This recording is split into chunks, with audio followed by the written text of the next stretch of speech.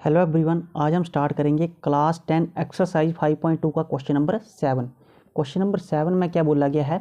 Find the 31st term of an AP whose 11th term is 38 and 60th term is 73। हमने जो है इस question में 31st term जो है एपी की फाइंड आउट करनी है, जिसमें 11th टर्म कितनी दी गई है? 38 दी गई है और 16 टर्म कितनी दी गई है? 73।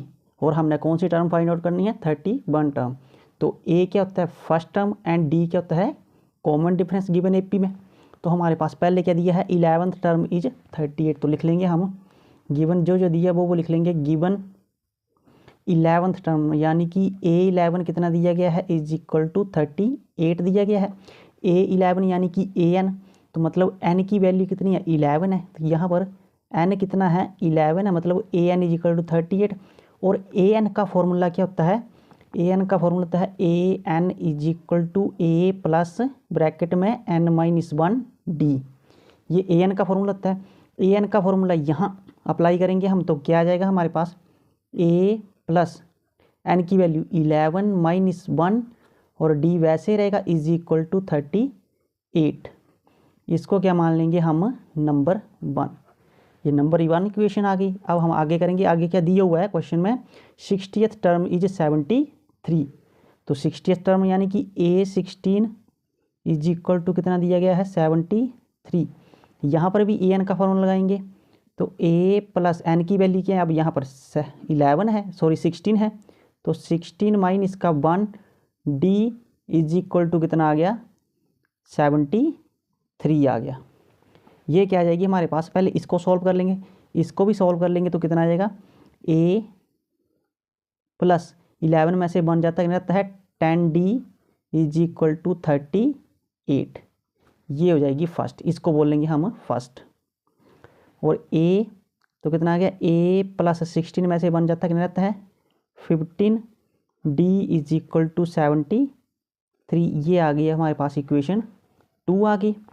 A plus 10D is equal to 38 कितनी आई? 1 टर्म आई, 1 इक्वेशन। और ये सेकंड इक्वेशन। अब हम करेंगे नाउ 2 माइनस 1, 2 में से 1 को माइनस कर देंगे, तो इक्वेशन 2 क्या है हमारे पास?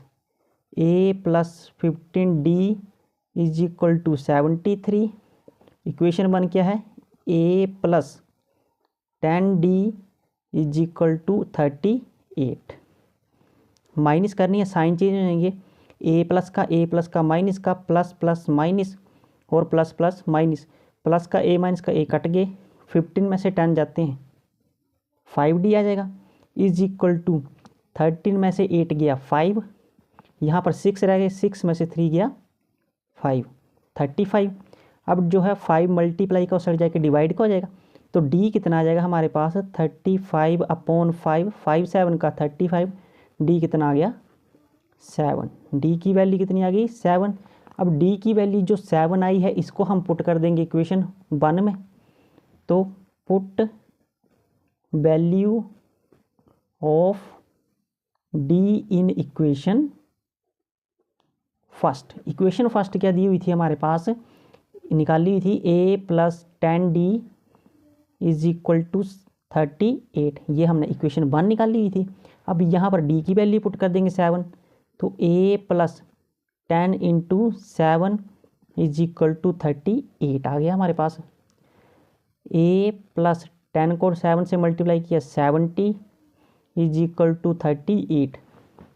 अब यहाँ पर जो 70 जो है प्लस का उसड़ जाके माइनस का हो जाएगा, तो A is equal to 38 minus का 70, 70 में से 38 जाते हैं 32, और बड़ी वैल्यू के साथ माइनस का साइन है, तो माइनस का 32। A कितना आ गया हमारे पास? 32।